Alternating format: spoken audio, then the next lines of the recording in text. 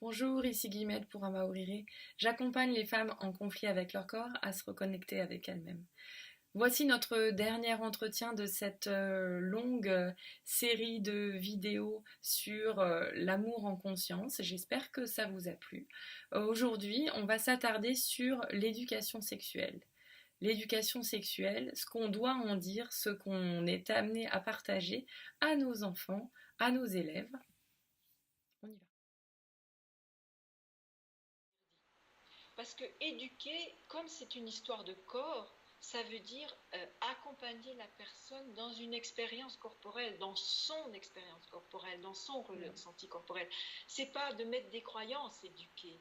Éduquer, c'est soutenir quelqu'un pour qu'il fasse une expérience intérieure. Hein, c'est d'abord une expérience intérieure, la sexualité. Donc c'est ça l'éducation, c'est pas plaquer des trucs en couche, ce qu'a fait l'Église. Hein. Donc quand je dis éduquer, c'est accompagner une personne pour qu'elle puisse vivre une expérience intérieure et après peut-être l'aider à mettre des mots sur son expérience intérieure, à la partager avec d'autres. C'est ça l'éducation. Et donc avoir qu'il y a peut-être des points communs, des points différents et peu à peu s'approprier son expérience. Et c'est ça l'éducation. Et ça, c'est pas fait. Et puis, c'est clair que c'est pas fait sur la sexualité. Oui.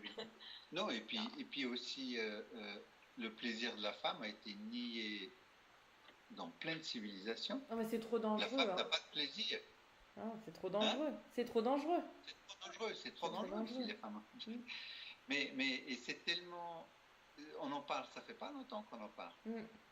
Vraiment du plaisir de la femme. Et d'ailleurs, il y a des gens qui sont penchés, mais comme ça rapporte rien, non pas sur le plaisir de l'homme, il y a le Viagra, par exemple, pour les hommes qui ont de la peine à avoir une érection, et ça rapporte bonbon. Donc on s'est penché là-dessus, parce que c'est intéressant. Le plaisir de la femme, il n'y a pas besoin d'avoir d'érection, donc bon, voilà quoi. Et il y a très très peu d'études qui sont menées sur le plaisir de la femme. Alors maintenant ça commence, hein. C'est sûr, maintenant il y a des bouquins, il y a une femme comme Elisa Brune qui a écrit des beaux livres sur le plaisir de la femme, très intéressant. Mais ça a été un sujet tabou ou inexistant, simplement inexistant pendant tellement longtemps. Et c'est vrai que nous, on vient un peu vite à contre-courant parce que ce qu'on peut dire, c'est que, je dirais, c'est au XXe siècle vraiment que les femmes ont eu accès au plaisir, en tout cas qu'il a été considéré comme quelque chose. Hein, comme existant.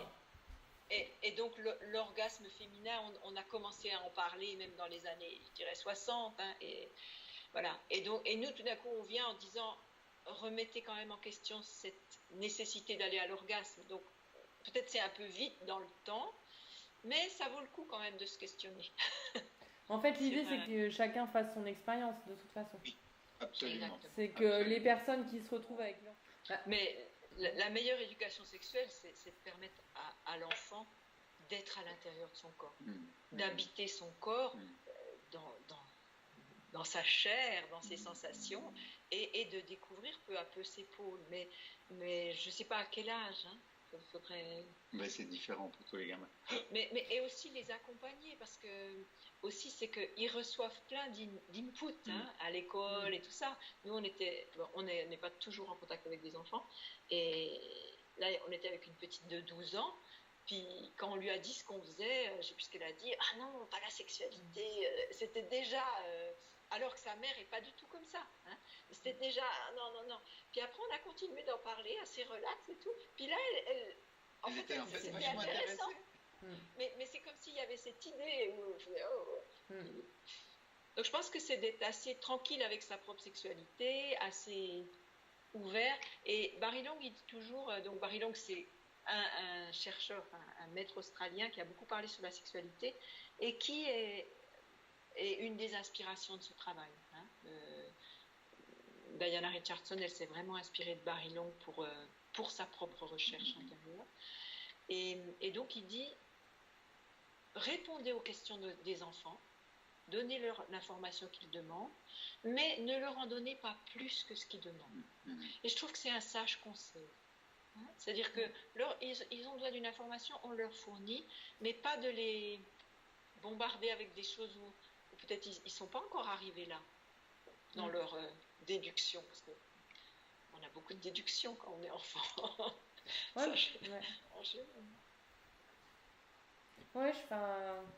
je sais pas si je suis complètement d'accord. Parce que parfois, il y a beaucoup de questions qui se posent pas, justement, à l'exemple de cette jeune fille de 12 ans avec qui vous avez bavardé, empreinte de tabou. Elle a eu la chance de vous entendre en parler et ça va sans doute changer sa vie et sa perspective des choses.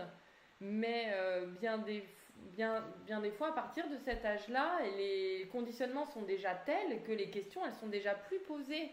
Alors si les parents n'ont pas déjà mis des graines pour que ce soit pas un sujet tabou avant, tu vois, attendre systématiquement la question, je suis pas sûre, hein, j'aurais l'impression... Les petits, moi je dirais pour les petits. Les moins de 6 quoi, les moins de 6 ans. Ouais, je sais, ouais. Mais c'est à chercher, je pense que de la même façon qu'on a à faire notre chemin par rapport à notre propre corps, notre propre sexualité, il y a un chemin à faire par rapport à comment transmettre la sexualité aux enfants, comment transmettre une éducation. Je trouve ça très chouette ce que tu disais tout à l'heure en disant, en dédiabolisant cette éducation sexuelle, en disant il suffit de les connecter à leur corps, de les relier à leurs sensations, à leurs 5 sens, de les écouter, de les aider à mettre des mots, de parler du pôle positif, du pôle négatif, de comment est fait le sexe opposé. Après, ça se fait tout seul. Une fois que tu as conscience d'être en présence avec toi-même, tu n'as pas besoin d'aller faire un cours sur comment se passe la pénétration, ou etc. Quoi. On n'est pas obligé d'aller jusque là-bas. Et aider les jeunes femmes à honorer leur corps. Parce que souvent, on n'est pas contente d'avoir les seins qui poussent, ou on est contente, mais on trouve qu'ils ne poussent pas assez, je ne sais pas. Mais il y a... Voilà. Il y a toujours quelque chose qui va pas. Mais je pense aussi que le principal éducateur, c'est ce qu'on est, plus que ce qu'on dit et ce qu'on fait. Donc si on est arrivé à une forme de paix avec sa sexualité et avec le sexe opposé, il y a quelque chose qui irradie et qui est nourrissant pour les enfants. C'est déjà ça pour moi. On dit au couple, à la fin de la retraite, on dit au couple, ne parlez pas. Ne soyez pas le messager, soyez le message.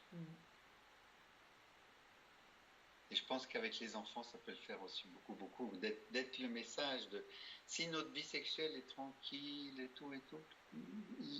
C'est la fin de notre série de 18 vidéos sur l'amour en conscience. J'espère que nous avons rempli notre objectif de vous faire comprendre la sexualité consciente. Vous avez envie maintenant d'aller plus loin pour votre corps à vous, pour prendre soin de vous et prendre soin du lien dans votre couple. N'hésitez pas à booker une retraite sur le site de Anne et Jean-François, amourenconscience.ch. Vous pouvez retrouver leur univers aux éditions Almasta avec tous les livres qu'ils vous proposent. Et vous pouvez aussi retrouver leurs paroles, ce qu'ils nous ont partagé.